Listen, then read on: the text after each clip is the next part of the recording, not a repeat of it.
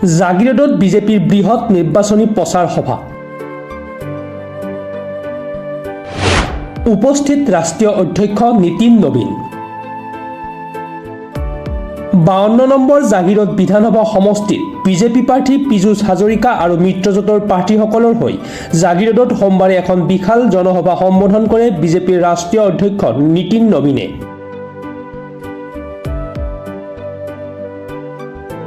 দেওহাল চাৰিভাই শিৱ মন্দিৰৰ সমীপত অনুষ্ঠিত এই সংকল্প যাত্ৰাৰ বিশাল নিৰ্বাচনী সভাত প্ৰায় 20 সহস্ৰাধিক লোকে অংশগ্ৰহণ কৰি যুৱ নেতাগৰাকীক উষ্ম আদৰণি জনায়।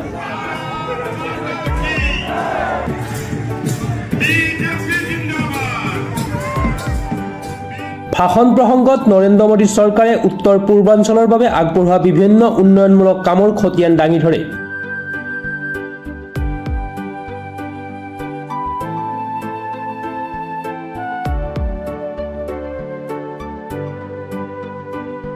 লগতে টাটা ছেমিকণ্ডাক্টৰ প্ৰসংগত এতিয়াৰে পৰা মেড ইন ইণ্ডিয়াৰ সলনি মেড ইন আছাম হ'ব বুলি তাৎপৰ্যপূৰ্ণ মন্তব্য কৰে।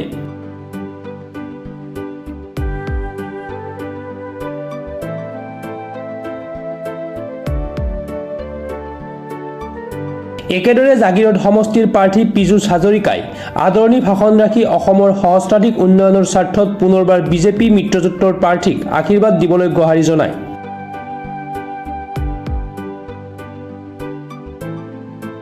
বিশাল ৰাজনৈতিক জনসভাত ৰাজ্যিক সভাপতি দিলীপ শইকীয়াই প্ৰতিটো বুথৰ দলীয় কৰ্মীসকলক আগন্তুক 10টা দিন অধিক কষ্ট কৰি আটাইকেইগৰাকী প্ৰাৰ্থীৰ বিজয় নিশ্চিত কৰিবলৈ আহ্বান জনায়।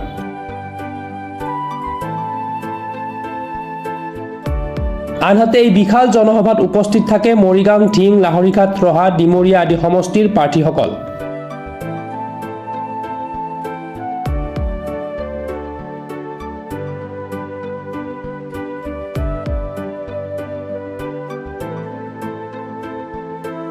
মৰিগাঁৱৰ পৰা বুবুনাথৰ ৰিপৰ্ট, প্ৰাতঃ টাইম ডিজিটেল।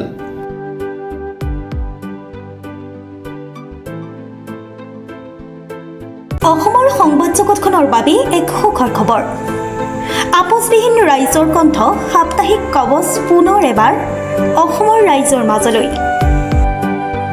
স্বত্বাধিকাৰী প্ৰণীতা কলিতাৰ দ্বাৰা প্ৰকাশিত আৰু আপোচবিহীন একাংশ নপুৰণি অভিজ্ঞতাপুষ্ট সাংবাদিকৰ দ্বাৰা প্ৰচাৰিত তথা eco printing press, Guwahati, Katabari, গড়চুকত মুদ্ৰিত সাপ্তাহিক কবচ এতিয়া অসমৰ বিভিন্ন প্ৰান্তত উপলব্ধ।